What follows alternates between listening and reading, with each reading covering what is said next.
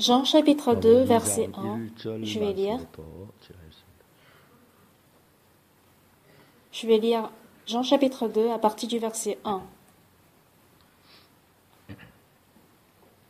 3 jours après, il y eut des noces à Cana en Galilée. La mère de Jésus était là, et Jésus fut aussi invité aux noces avec ses disciples. Le vin ayant manqué, la mère de Jésus lui dit, « Ils n'ont plus de vin. » Jésus lui répondit, « Femme, qu'y a-t-il entre moi et toi? Mon heure n'est pas encore venue. » Sa mère dit au serviteur, « Faites ce qu'il vous dira. » Or il y avait là 6 vases de pierre, destinés aux purifications des Juifs, et contenant chacun 2 ou 3 mesures. Jésus leur dit, « Remplissez d'eau ces vases. » Et les remplirent jusqu'au bord. « Puisez maintenant, leur dit-il, et portez-en à l'ordonnateur du repas. » Et ils emportèrent. Quand l'ordonnateur du repas eut goûté l'eau changée en vin, ne sachant d'où venait ce vin, tandis que les serviteurs qui avaient puisé l'eau le savaient bien, il appela l'époux et lui dit, « Tout homme sert d'abord le bon vin, puis le moins bon, après qu'on s'est enivré. Toi, tu as gardé le bon vin jusqu'à présent. » Tel fut à Cana en Galilée le premier des miracles que fit Jésus. Il manifesta sa gloire et ses disciples crurent en lui. J'ai lu jusqu'au verset 11.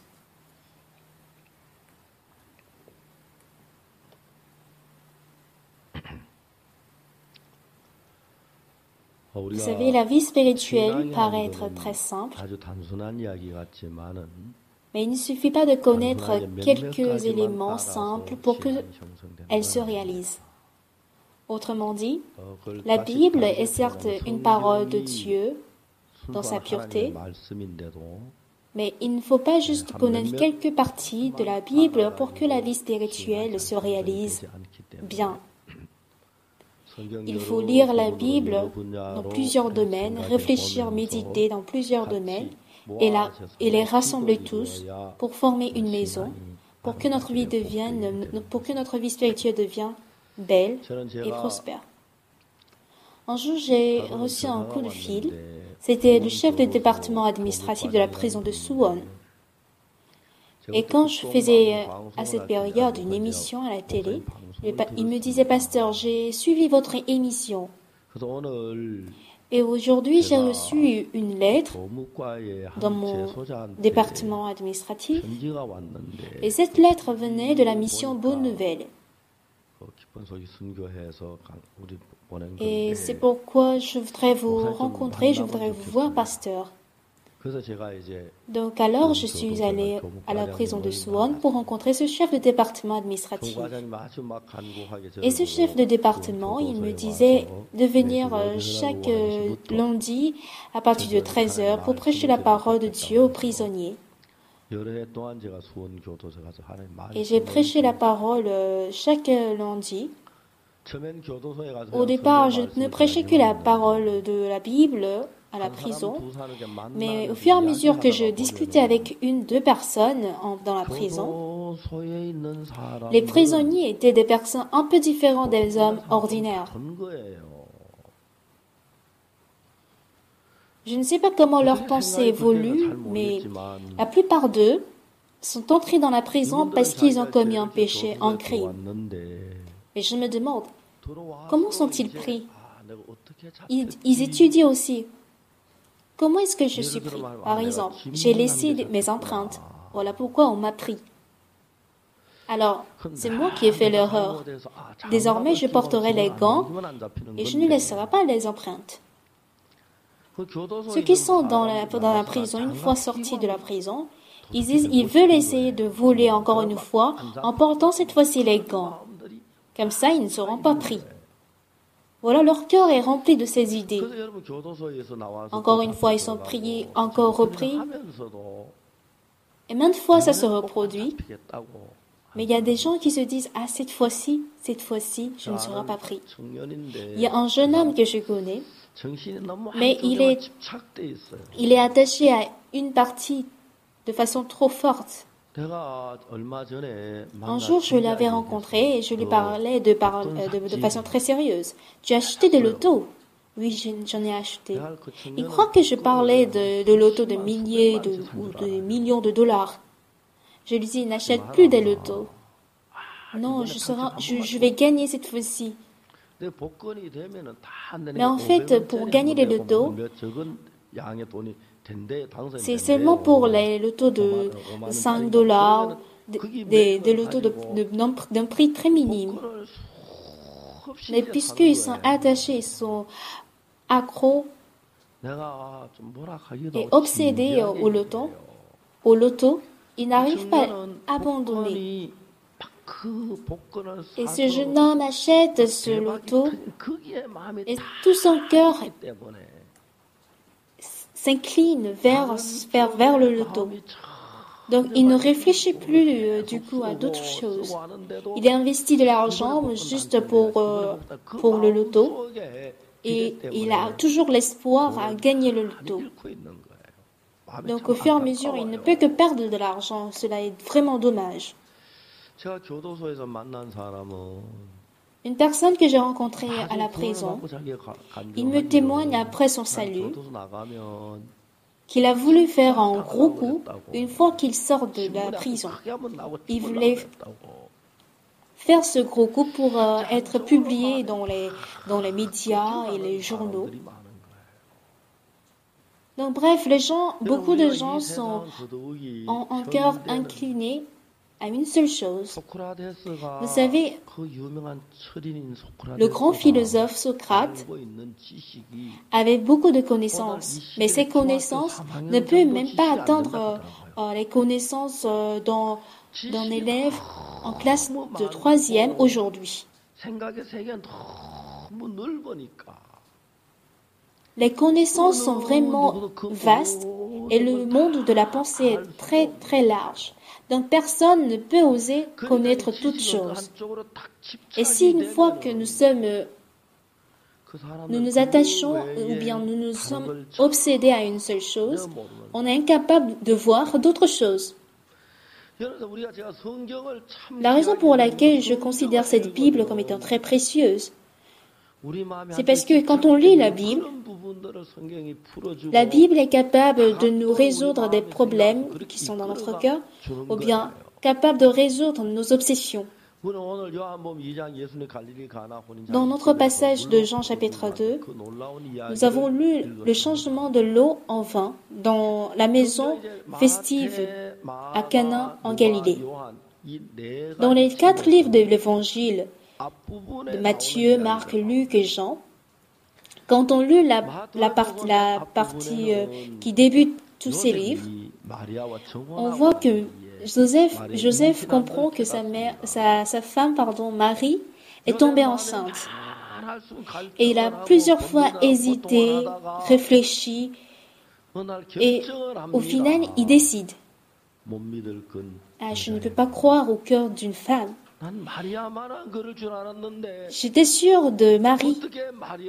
Je me confiais à Marie tellement qu'elle ne me fera pas telle chose.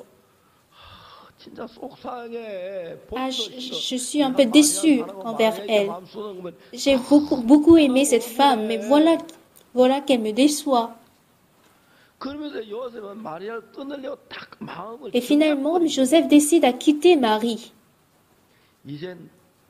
Maintenant, je n'ai plus besoin de Marie. Il faut que j'efface Marie dans mon cœur. Je dois oublier tous les souvenirs que j'ai eus jusqu'alors avec Marie. Je ne vais plus penser à Marie. Je ne vais plus parler à Marie. Je ne vais plus me rappeler d'elle. Et quand Joseph était dans cet état, l'ange de Dieu, l'ange de l'Éternel apparaît. Ne crains pas d'avoir ta femme Marie. Tu auras un fils et tu lui donneras le nom de Jésus, et celui-là sauvera son peuple de ses péchés. Quand Joseph avait décidé de rompre avec Marie, il a entendu cette parole de Dieu à travers l'ange de Dieu. Et en abandonnant toutes ses pensées, il s'est attaché à Marie. Dans la première partie du livre de Matthieu, la position très importante pour que Jésus-Christ soit né. Au départ, Joseph avait du mal à abandonner, à rejeter ses décisions, ses déterminations. Mais finalement, il a tout rejeté pour s'approcher, ou bien pour venir face à Jésus-Christ. Et c'est grâce à cela que la naissance de Jésus-Christ a été possible. La Bible débute toujours de la même façon. Même dans le livre d'évangile de Marc. La fille de Jairus est morte. Elle était morte et le corps de cette fille était froid. Mais Jésus-Christ disait que cette fille n'était pas morte, mais elle était en train de dormir. À ses yeux, elle est morte. Mais Jésus dit, elle dort. C'est vrai qu'elle est morte, son pouls s'est arrêté de battre, elle ne respire plus, et son corps est déjà froid. Mais qu'elle dort?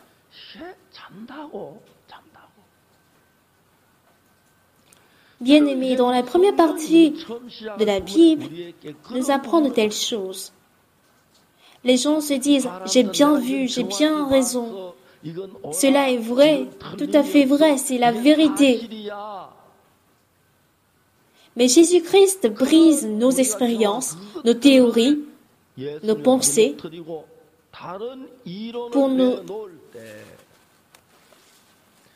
pour nous présenter une autre théorie. Donc c'est à nous de choisir, suivre Jésus-Christ ou suivre mes pensées. Cette fois-ci, quand j'étais allé en Russie, j'avais parlé de la femme samaritaine pendant 4 jours, du matin au soir. Quand je regarde cette femme samaritaine, il y a une partie qui me touche vraiment. Jésus-Christ dit à la femme samaritaine, « Quiconque boit de cette eau aura encore soif, mais celui qui boira de l'eau que je lui donnerai n'aura jamais soif, et l'eau que je lui donnerai deviendra en lui une source d'eau qui jaillira jusque dans la vie éternelle. » Ah, ce type d'eau, c'est pas du tout normal que ça existe.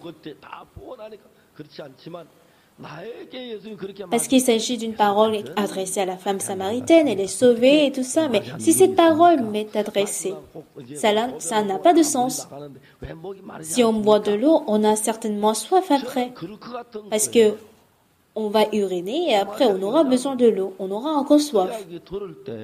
Mais quand cette femme samaritaine a entendu cette parole, elle a rejeté toutes ses expériences, ses méthodes, cette pensée. Et même si son cœur, cette parole de Jésus-Christ ne correspondait pas à son propre cœur, elle lui dit, « Donne-moi de cette eau pour que je ne puisse revenir ici et puiser de l'eau. » Quelle que soit l'histoire de la femme samaritaine ou du malade de 38 ans, à qui Jésus lui dit « Lève-toi, prends ton lit et marche ». Et même dans le livre de Luc, Jésus-Christ rencontre Pierre dans la mer de Galilée et lui dit de jeter le filet dans un lieu très profond. Et Pierre avait certainement travaillé toute la journée, du nuit au jour, mais c'est finalement en se confiant à la parole de Jésus-Christ qu'il jette son filet. Tout ce que nous avons vécu jusque-là, tout ce que nous avons expérimenté, était seulement à l'intérieur de la limite que le diable nous avait donnée. Si nous suivons cette pensée, cela ne permet que d'aller dans l'enfer pour être ruiné, pour être péri. Il faut savoir précisément à quel point nos pensées ont tort. Quand bien même que j'ouvre la Bible pour prêcher la parole, frères et sœurs, quand il y a des parties qui sont compréhensibles, les frères et sœurs disent « Ah oui, pasteur, c'est vrai ». Mais même si la Bible parle de la parole de Dieu, si cette parole de Dieu ne correspond pas au cœur des frères et sœurs, ils ont du mal à abandonner ou à rejeter leurs propres pensées, quand c'est incompréhensible. Donc, à l'intérieur de l'Église, nous avons des fidèles, nous avons des pasteurs, et même parmi les fidèles, il y a ceux qui sont un peu avancés dans la foi.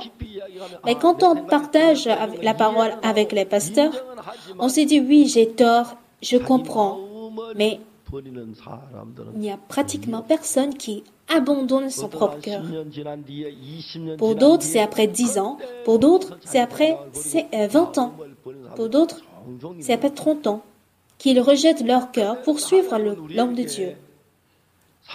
Bien-aimés, plus on lit la Bible, Satan nous trompe. Et Dieu nous fait comprendre quoi? Il n'y a pas de mal, il n'y a pas du mal, il n'y a pas du bien, dans le cœur de l'homme. Il n'y a que le mal, la méchanceté. Et le cœur de l'homme est tortué par-dessus tout. Il est sale. Dans d'autres églises, on ne prêche pas de la sorte. D'autres églises vous disent de faire du bien, d'être gentil, de faire du bénévole, sacrifiez-vous, etc. Mais si on regarde la Bible, parce que par nature l'homme ne possède pas le bien, il n'a que le mal en lui. L'homme ne peut jamais produire le bien, il ne doit pas croire en lui-même, il doit croire seulement la parole de Dieu dans son cœur pour être conduit par la parole de Dieu. C'est ce dont la Bible nous parle. Mais ce qui apparaît dans Jean chapitre 2 ici, bien-aimés, Jésus-Christ est allé dans la maison des noces à Cana en Galilée, mais le vin manque. Et quand Marie a dit à son fils Jésus que le vin en manque, Jésus dit à la femme, « Femme, qu'y a-t-il entre moi et toi? Mon heure n'est pas encore venue. » On parle du vin. Mais pourquoi parler de l'or? Cela, on dirait que Jésus-Christ fait du hors-sujet. Jésus dit que son heure n'est pas encore venue, mais Marie a compris ce que Jésus disait. Qu'est-ce qu'il voulait dire? Le temps de Jésus-Christ consiste le moment où tout le monde est prêt à suivre sa parole. Mais là, tout le monde n'est pas prêt à suivre sa parole. Alors Marie dit au serviteur, « Faites ce qu'il vous dira. Faites ce qu'il vous dira. » C'est ce que Marie a dit au serviteur. « Ah bon? Ok, je te dis, faites ce qu'il vous dira. Ok, d'accord, je ferai. » Et quand Jésus leur dit, « Remplissez d'eau ces vases », ils les remplirent jusqu'au bord. Puisez maintenant et portez-en à l'ordonnateur du repas. Dans le cœur des serviteurs, cela n'a pas de sens. Cela n'a pas de sens. Alors voilà comment l'histoire marche. Ce matin, vous qui êtes devant le Seigneur, devant le Seigneur aujourd'hui, vous qui avez reçu le pardon des péchés par le sang de Jésus-Christ, j'ai une question à vous poser. Si le pasteur Pâques aujourd'hui vous prêche et que sa prêche ne vous convient pas, si vous acceptez que des paroles qui vous sont compréhensibles et qui vous correspondent, tout le monde peut le faire. Mais si on ouvre la Bible et quand on parle de la Bible, et au moment où cette parole ne correspond pas à votre pensée, pourriez-vous vraiment suivre cette parole? Pourriez-vous obéir à 100% cette parole? Pourriez-vous abandonner vos pensées justes et correctes pour suivre le Seigneur? Voilà. Satan, vous savez, il est très très rusé. Par exemple, quelqu'un qui a un quotient intellectuel de 150, il peut tout faire pour tromper quelqu'un qui n'a qu'un quotient intellectuel de 90. Mais si le diable, le quotient intellectuel du diable dépasse même 1500 ou 15 000, il est si sage et rusé. Au départ, il fait semblant de vous servir, de dire que vous avez raison. Mais pour lui, cela n'est pas du tout un problème pour s'amuser avec vous. Un jour, j'ai failli être trompé par l'hameçonnage. Je vous ai déjà en parlé plusieurs fois. En après-midi de samedi, vers 15h, on m'appelle, on me dit, c'est Monsieur Oxpark. Oui, aujourd'hui, au nom de Monsieur Oxpark, $1 500 a été payé pour le centre commercial Lotte. Est-ce que c'est bien vous qui avez payé? Non, c'est pas moi. Alors c'est votre femme? Mais non, ma femme est à côté de moi. Alors il vous faut appeler la police. Je dis bon, alors faites-le. Je ne savais pas que les polices de notre pays en Corée du Sud étaient si rapides. Il me dit, est-ce que vous avez une fois emprunté votre carte d'identité à quelqu'un d'autre? Et j'ai dit oui. Je crois que quelqu'un a fabriqué une nouvelle carte bancaire à partir de votre carte d'identité. Il m'a dit, quelle est la banque la plus proche de chez moi? J'ai dit, ah ouais, c'est près de la station Nambu Terminal. Il me disait de venir avec mon compte bancaire, avec ma carte, à cette banque. Et quand je mettais mes chaussures, j'ai réfléchi, ah, je suis très vieille, je suis très vieux maintenant, je manque de mémoire. Je n'étais pas sûre de moi en sortant. Alors j'ai appelé le pasteur Kim Song-hoon. J'ai demandé à ce qu'il me donne les coordonnées de quelqu'un qui travaille dans notre église, qui travaille dans la banque Kunmi. Ah, il y a le frère Juno-ho qui travaille dans cette banque et j'ai appelé effectivement ce frère. Je lui ai appelé.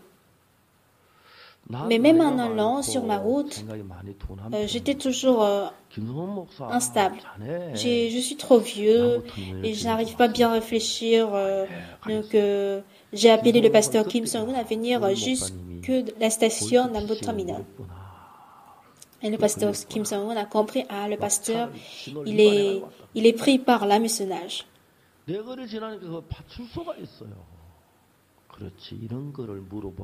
Et en allant vers la banque, je suis allée dans la station de police. Et arrivé, le policier me dit, ah, vieux père, vous êtes venu pour quelle raison? Et je suis venu pour vous poser une question. Ah, j'ai eu telle chose, mais qu'est-ce que ça veut dire? Ah oui, c'est de l'hameçonnage, vous ne devez pas aller à la banque. Il dit, ah ouais, merci alors. Et quand la personne qui m'a appelé me lance encore le coup d'appel, je lui dis, je ne suis pas encore arrivé à la banque. Je passe le téléphone au policier, le policier dit, et qui êtes-vous? Et la personne dit, je suis policier, avant de raccrocher. Et j'ai évité cet hameçonnage grâce à cela. Si je n'avais pas pensé à ce que j'étais vieux et que je manque de logique, je manque de mémoire, je serais pris par cet hameçonnage. Franchement, je suis assez vieux, je n'ai pas de mémoire. Je dois être rejeté du monde, de la société. Il y a beaucoup de gens qui croient en leurs pensées tellement. Et si je parle d'hameçonnage, même celui qui est très intelligent peut ne pas s'empêcher d'être pris par l'hameçonnage. Parce que tout le monde ne connaît pas très bien de comment marche l'hameçonnage. Une fois, quand j'étais au Ghana, je devais aller au Togo. J'allais avec le pasteur Jo Kyung-won. Et arrivé à la frontière togolaise, on voulait échanger de l'argent. On m'a donné 100 billets, mais quand j'ai compté, il n'y avait que 96 billets. Donc il m'a donné 4 billets de plus. Et comme il m'a donné logiquement 4 billets de plus, je ne compterai plus encore ces 100 billets. Mais le pasteur Cho comptait encore ces 100 billets. Ce n'est pas facile de compter 100 billets. Mais cette fois-ci, 6 billets en manquaient. Mon fils était derrière, le siège de derrière de la voiture. Et quand il voyait la personne qui changeait de l'argent, il voit qu'en mettant 4 billets de plus, il enlève encore 6 billets de plus du bas. Vous comprenez maintenant? En donnant 4 billets de plus, il retire 6 billets vers le bas. C'est pour ça 6 billets en manquaient encore. Le pasteur Jo Kyung-won savait pourquoi ça en manque encore 6 billets, alors qu'il a jeté 4 billets. Si quelqu'un est vraiment doué dans un domaine, personne ne peut vaincre cette personne. Répétez après moi, Satan est doué dans ce domaine. Satan est doué à ce domaine. Vous avez compris? Même si je n'explique pas de plus, vous allez comprendre de quoi je parle. Vous ne pourrez jamais attendre à la sagesse de Satan. Tout le monde se dit je suis juste, j'ai raison, j'ai un cœur correct. Et la plupart des gens s'enfoncent dans cette idée. Il y a beaucoup de gens qui rebellent contre notre Église. D'autres qui s'allient avec des églises du monde et ils écrivent ou bien ils publient des rumeurs qui sont vraiment dramatiques.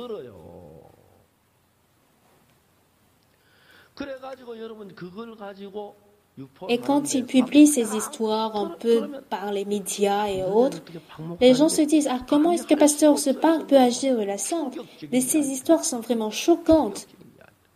Ce que personne ne peut oser le faire.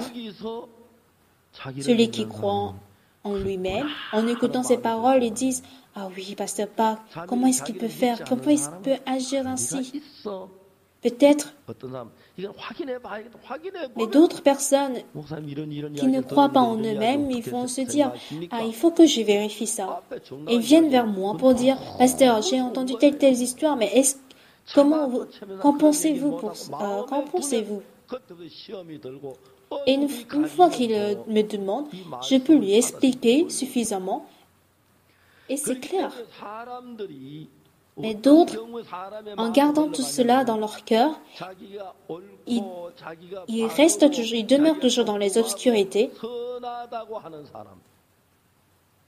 Ils tombent dans la dépression et ils deviennent difficiles. La plupart des gens se croient toujours raison, intelligents, bons, gentils, sympas. Mais selon la parole de Dieu, personne n'est bon. Personne n'est juste, personne n'est intelligent. Même si vous êtes bien, c'est difficile de faire que le bien. Et même si vous êtes méchant, c'est difficile de faire que le mal.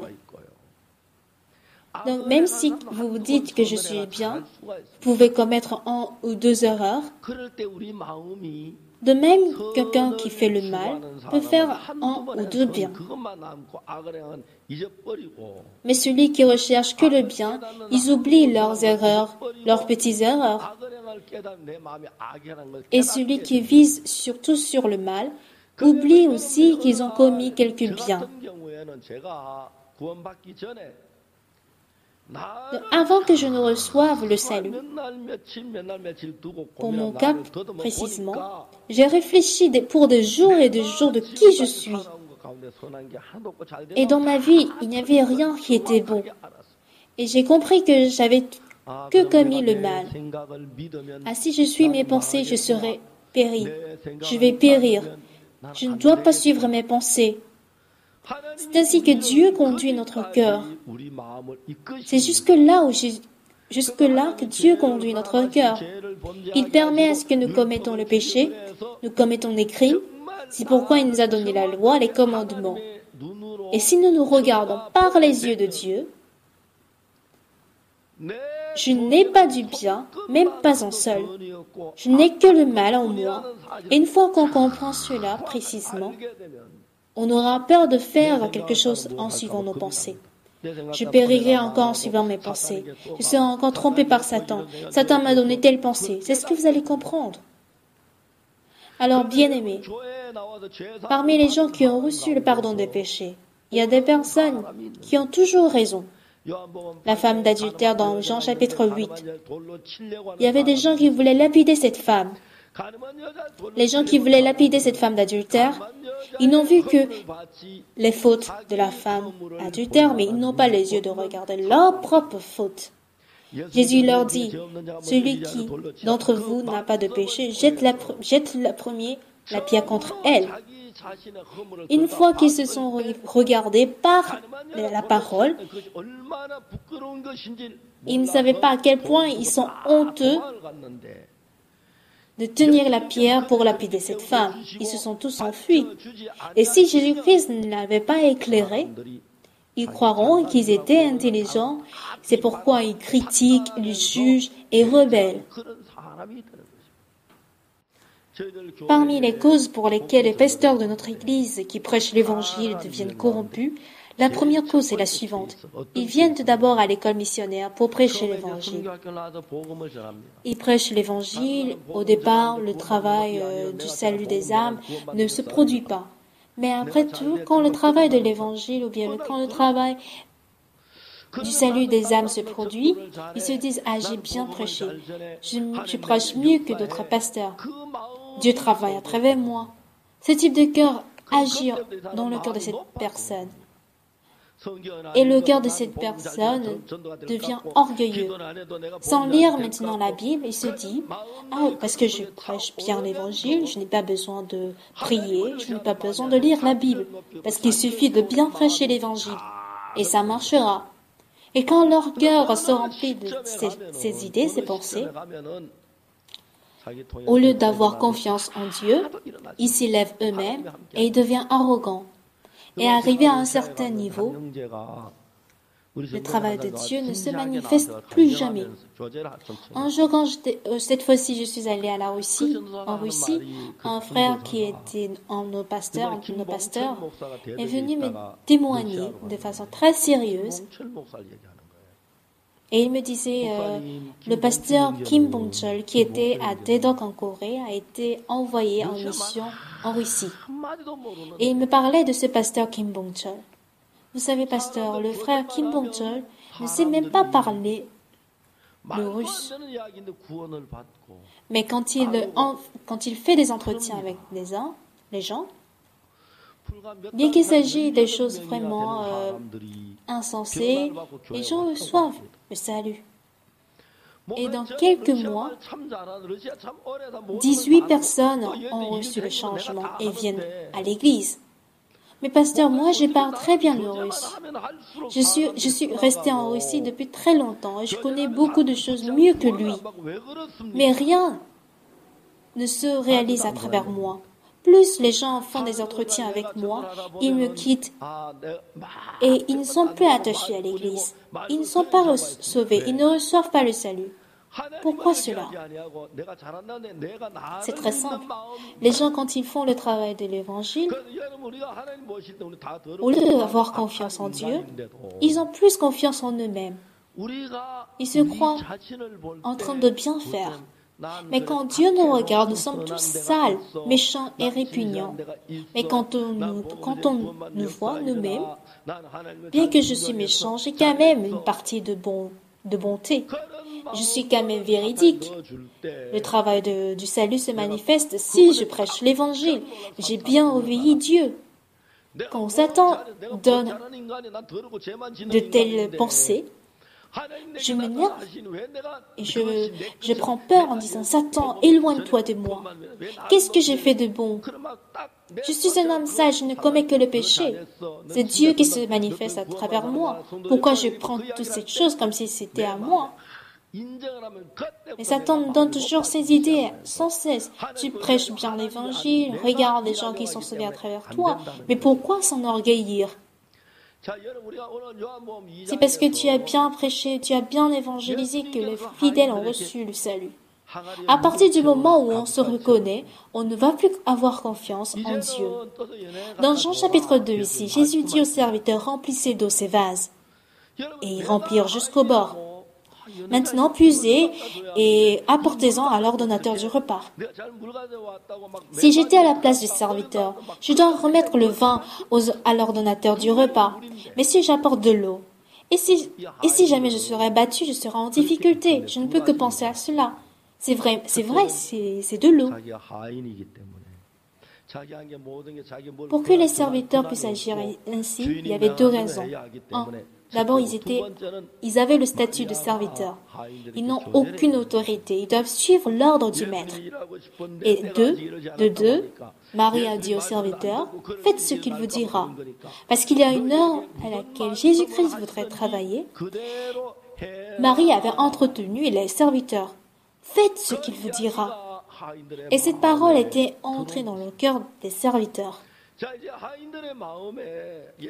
Si le cœur de Jésus-Christ correspond au cœur des serviteurs, ils peuvent obéir à toutes choses, même si ça ne correspond pas avec leur cœur. Au vu de tout le monde, c'est vrai que les serviteurs avaient raison, mais ils doivent obéir quand même à la parole de Jésus-Christ. Quand la femme obéit à son mari, si le cœur de la femme correspond au cœur du mari, qui ne peut pas obéir? Obéir quand le cœur de la femme ne correspond pas. Quand ça ne correspond pas, je ne peux pas comprendre. Oui, chérie, tu ne peux pas comprendre. Je ne peux pas comprendre, mais tu peux m'expliquer un peu? Bien, essaie de me suivre. D'accord, je te suivrai. Dans ce cas, il n'y aura plus de problème. Comment suivre alors que je ne comprends pas? Vous faites du mal, mais est-ce que je dois le faire? Non, je ne peux pas le faire, je ne comprends pas. Dans ce cas, je ne peux pas obéir. Il ne s'agit pas d'une bonne obéissance. Mais qu'est-ce que la Bible elle-même nous dit aujourd'hui? Notre pensée à nous-mêmes est déjà corrompue. Le premier homme, Adam, a été trompé par Satan. Et puisque Satan travaille toujours à travers nos pensées, notre cœur déjà est un peu dans une voie déjà erronée. Nous sommes déjà dans le péché et il ne faut pas croire en nos pensées elles-mêmes. Et en Jésus-Christ, nous sommes devenus de nouvelles créatures. Et si la parole de Jésus-Christ peut être suivie par nous les hommes, tout comme la femme samaritaine a suivi la parole de Jésus-Christ, on changera du coup. La femme samaritaine a changé tout d'un coup. Elle est allée prêcher la parole dans le quartier, alors qu'elle ne l'a jamais fait auparavant. Beaucoup de gens ont été touchés et ils ont reçu le salut. Et Jésus-Christ veut travailler dans notre cœur aujourd'hui. Alors que les Juifs autrefois ne communiquaient pas avec les Samaritains, Dieu veut nous montrer, Dieu veut nous partager ce monde de la foi avec nous aujourd'hui. Au départ, Pierre aussi n'était pas comme ça. Abraham aussi n'était pas un homme de foi dès le début. Il avait dit en Égypte que sa femme était sa sœur, et il avait perdu sa femme. Et il se disait, pourquoi Dieu ne permet pas que ma femme ait un enfant? Puisque ma femme est stérile, il a eu Ismaël à travers sa servante. Et pourquoi je suis toujours comme ça? Pourquoi je commets toujours les méchancetés, des choses bêtes, tout débiles? Et au fur et à mesure, la confiance en soi se brise. Quand on partage ces idées avec les frères et sœurs, cela ne cause pas de problème. Mais une fois que ça reste dans notre cœur, parce que notre cœur est rempli de notre propre raison, quand je regarde, je n'ai pas tort, j'ai raison. Donc je ne veux pas suivre la pensée des autres, la parole des autres. Donc quand une église qui a reçu le salut évolue, il faut vraiment que les frères et sœurs qui sont sauvés réunissent leurs pensées, se dire que je suis vraiment mort avec Christ à la croix. Ce n'est pas moi qui vis, c'est Jésus qui vit en moi. Je ne dois pas alors suivre mes pensées, je dois suivre la volonté de Jésus-Christ. Quelle que soit ma raison, je ne dois pas suivre mes pensées. Quelle que soit ma justice, je ne dois pas suivre mes pensées. Je dois arrêter de réfléchir devant la parole de Dieu. On doit se dire, Seigneur, voilà ce que je pense, mais quelle est ta volonté? Suivre la parole et suivre sa volonté. Encore une fois, je vous le dis, dans Jean chapitre 5, le malade de 38 ans était vraiment un malade, incapable de marcher au vu de tout le monde. Mais quand Jésus-Christ lui a dit « Lève-toi, prends ton lit et marche », il a compris que sa pensée lui-même était inutile et vaine. Donc, quand il a suivi la parole de Jésus-Christ, un miracle s'est produit. Lazare était vraiment un cadavre qui sentait mauvais. Et la résurrection de ce mort était impossible. Alors Marthe avait toujours renié la résurrection de son frère. Et Jésus-Christ lui a dit, « Ne t'ai-je pas dit que tu verras la gloire de Dieu si tu me crois ?» Et c'est en écoutant cette parole que Marthe a accepté la parole de Jésus-Christ. Et quand il a ôté la pierre, Lazare a vécu. Bien-aimés, Dieu aimerait nous donner une bénédiction si précieuse. Et nulle part, on ne peut trouver cet évangile si précieux. C'est vraiment une bénédiction inexprimable que nous avions reçu le pardon de péché et que nous ayons cet évangile. Comprenez-vous? C'est une bénédiction inexprimable. C'est le cas pour vous et le cas pour moi aussi. Alors vous et moi, nous avions reçu le pardon de péché et nous sommes sauvés. Et dans le cœur de celui qui est sauvé, le Saint-Esprit de Dieu travaille. Nous sommes morts avec Christ et Christ désormais vit en nous. Et puisque Jésus-Christ vit en nous, désormais Jésus-Christ a tout préparé, il est devenu notre tête. Et Jésus-Christ qui est notre tête nous ordonne. Va témoigner, va prêcher l'évangile, va évangéliser. Dans ce cas, c'est Jésus-Christ qui va travailler. Et sûrement, le travail de Jésus-Christ se produira. Mais dans mon cœur, je me dis, « Ah, je n'ai pas la foi, donc ça ne marchera pas. Ah, ce frère, ce serait bien. Tout marche chez lui, mais pourquoi rien ne marche chez moi? Je n'ai pas la foi, je le ferai après. » Avec telle sorte de pensée, beaucoup de gens sont incapables de courir vers la foi. Et le travail de Dieu ne se manifeste pas. Et au fur et à mesure, nous sommes plongés dans le monde, dans la chair, et la vie spirituelle devient quelque chose d'officiel. On oublie aussi la joie de notre salut. Et le salut lui-même ne devient pas quelque chose d'important.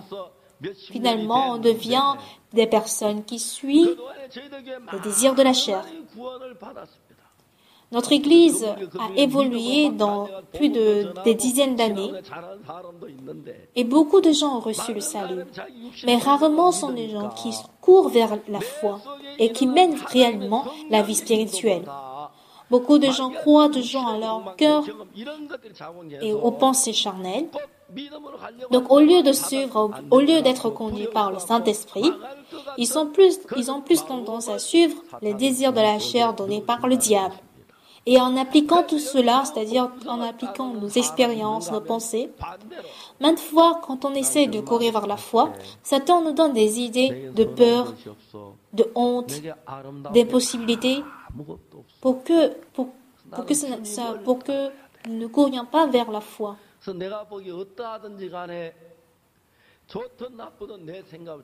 Mais au contraire, certains d'autres disent, au contraire, je suis vraiment faible, je n'ai pas le bien, je n'ai aucune bonté. Par conséquent, je dois suivre le Seigneur. Quelle que soit ma pensée, je dois suivre ce que Dieu dit. Lors du camp en Allemagne, le pasteur Ouyang-jin avait dit qu'il était allé au voyage missionnaire avec 40 étudiants pour 40 jours, sans sou. Et pendant 40 jours, les dizaines de personnes avaient besoin de manger. Et chaque soir, ils étaient vraiment reconnaissants du fait que Dieu leur a donné à manger et du lit de la chambre où dormir. Il y a des pasteurs dans notre mission qui sont bons humainement, qui sont gentils, qui vivent pour les frères et sœurs. Et d'autres pasteurs qui reprochent les frères et sœurs spirituellement, dire que ça c'est la chair, etc. Vous savez, dans le monde, quand on est souffrant et on revient à l'église, et si le pasteur vous console avec de bonnes paroles, cela vous rend paisible. Mais si je reproche un de nos frères ou sœurs pour dire sœur, pourquoi votre foi est-elle? Vous ne devriez pas vivre ainsi. Mais au contraire, si je dis, sœur, vous avez une bonne foi, la sœur est contente et elle est heureuse. La plupart des gens sont comme ça, de même que moi. Alors, bien-aimés, si on vous apprend à vivre par la foi dès votre enfance, je vous le parle déjà assez souvent. Quand j'élevais mon fils et ma fille, je leur ai appris d'abord à briser leur cœur. Mon fils me dit souvent, « Ah, papa, j'avais du mal à briser mon cœur à cette époque. Mais parce que je l'avais déjà appris dès ma naissance, aujourd'hui ma vie est très très paisible. Je suis à l'aise et je mène une vie de reconnaissance envers Dieu. » Bien-aimé, qu'est-ce que c'est que la foi? Il s'agit maintenant de choisir entre la parole de Dieu ou mes pensées. Croire en la parole de Dieu ou croire en mes pensées. Quand Jésus-Christ dit aux serviteurs dans Jean chapitre 2, remplissez d'eau de ces vases et puis donnez-en à l'ordonnateur du repas.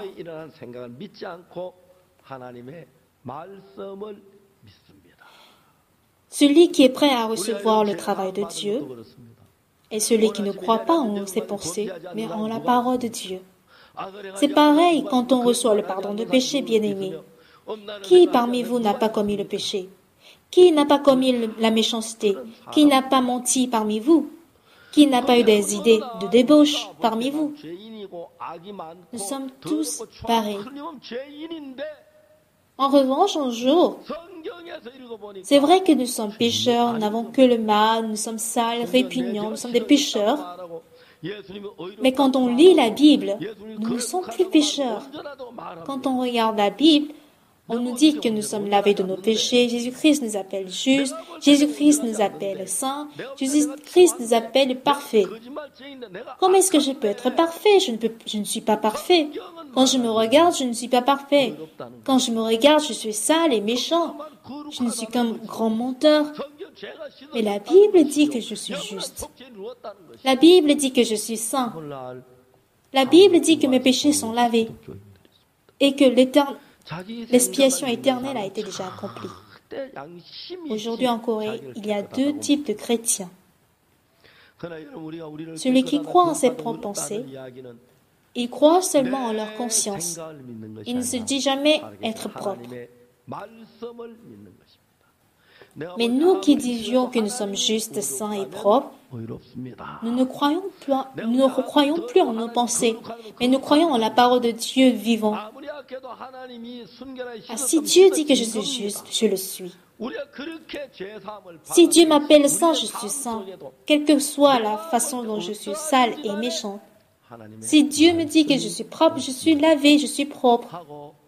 Tout comme on reçoit le pardon du péché de la sorte, quel que soit ce que nous sommes dans notre vie, la parole a toujours raison. Et il faut l'obéir et l'accepter. Ceux qui critiquent notre Église disent de ceci et de cela. Et volontairement ou délibérément, je ne sais pas d'abord pourquoi ils agissent de la sorte. Ils sont trompés par Satan et continuent à rebeller contre l'Église de Dieu. C'est pitoyable. Ils inventent des paroles derrière l'Église. Et après tout, si le temps passe, ils changent encore d'avis, ils changent et ils changent encore. Et je crois que vous aussi, vous auriez pu entendre leurs rumeurs, leurs histoires. Parfois, une fois qu'ils quittent l'Église, ils souffrent. Et même s'ils veulent revenir à l'Église, ils ont perdu l'ancien cœur. c'est-à-dire le cœur d'aimer le Seigneur, de servir le Seigneur, de se sacrifier pour le Seigneur, de veiller, de prier, de lire la Bible. Ils n'ont plus cette joie. Maintenant, ils reprochent. Même s'ils ne veulent pas reprocher, cela sort de leur bouche. Cela est vraiment pitoyable et dommage. Ils ont reçu le salut très précieux. Auparavant, ils étaient vraiment joyeux. Et tout était vraiment par la grâce.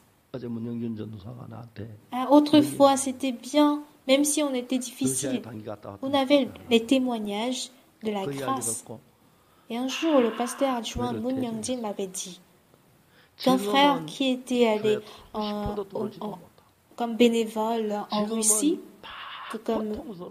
en tant que courtier missionnaire, aujourd'hui, il rebelle contre l'Église. Aujourd'hui, même s'il veut revenir à l'Église, il n'en peut pas. Il souffre. Et tout le cœur de reconnaissance, de joie envers l'Église ont tous disparu. Maintenant, il ne fait que critiquer, juger. Et il souffre aujourd'hui parce qu'il ne peut pas se corriger, même s'il le veut.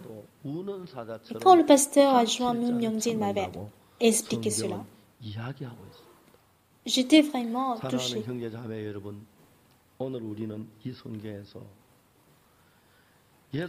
Chers frères et sœurs bien-aimés, aujourd'hui, nous avons lu le premier miracle de Jésus-Christ, qui consiste à changer l'eau en vin.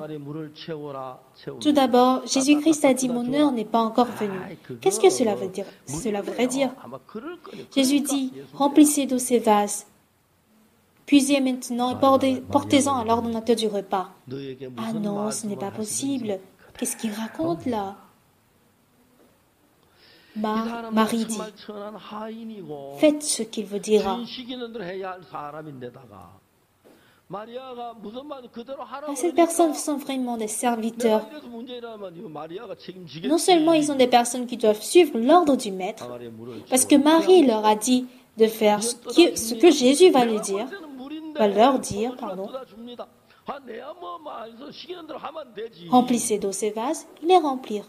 Puisez maintenant, portez-en à l'ordonnateur du repas. Et ils en portèrent. Il suffit d'agir selon la parole de Jésus.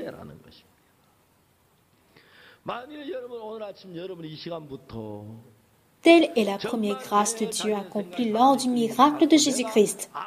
Et ce matin, aujourd'hui,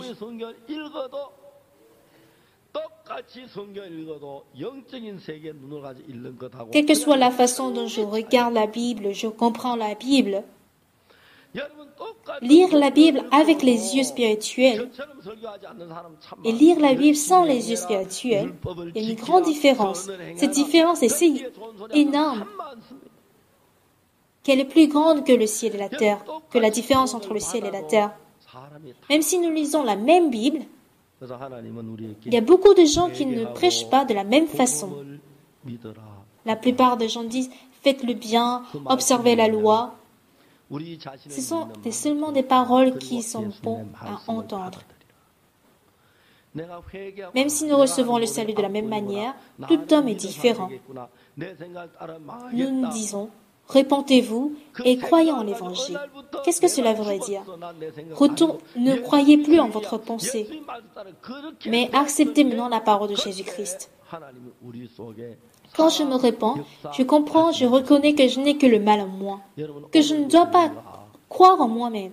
Si je suis ma pensée, je vais périr. À partir d'aujourd'hui, nous ne devrons plus critiquer les gens pour les détruire, pour les faire ruiner. Et laissez-la au diable. Même si vous ne critiquez pas, le diable a suffisamment de travail, a suffisamment le temps pour critiquer l'Église. Vous n'avez pas besoin de critiquer aussi. Est-ce que vous me comprenez?